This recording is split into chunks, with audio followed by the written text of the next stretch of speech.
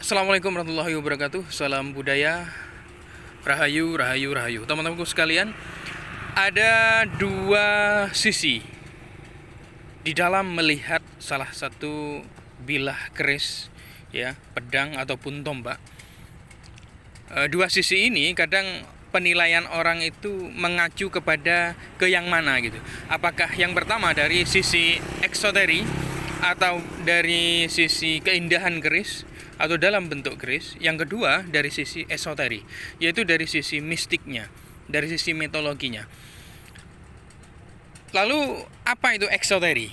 Teman-teman sekalian, eksoteri adalah melihat dari sisi eksotisme atau bentuk salah satu keris, keindahan keris. Eksoteri itu terbagi menjadi tiga, teman-teman sekalian. Terbagi menjadi tiga. Yang pertama adalah dari dapur. Dapur adalah satu bentuk rancang bangun pada sebilah keris, tombak ataupun pedang. Yang kedua adalah dari sisi pamor atau grafik, ya, grafik gambaran grafik atau bentuk grafik gambaran pada sebilah keris. Yang ketiga adalah sisi tangguh. Tangguh ini merupakan seni perkiraan era mana pembuatan keris tersebut. Nah, lalu ketiga hal ini merupakan ranting dari penilaian eksoteri atau bentuk keris, menilai dari keindahan keris. Lalu yang kedua dari sisi esoteris. Esoteris merupakan penilaian dari mengacu kepada sisi mitologinya, teman-teman, atau mistiknya.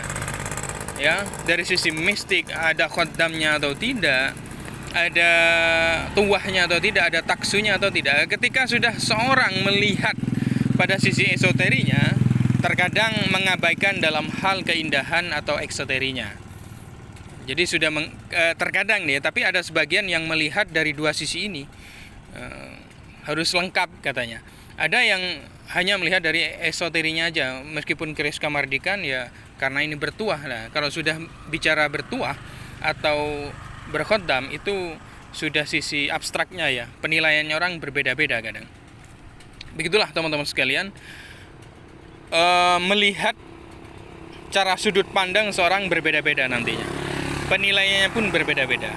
Ada yang melihat hanya dari sisi keindahan keris, ada yang melihat dari sisi mitologinya, ada juga yang melihat dari sisi keduanya ini harus lengkap.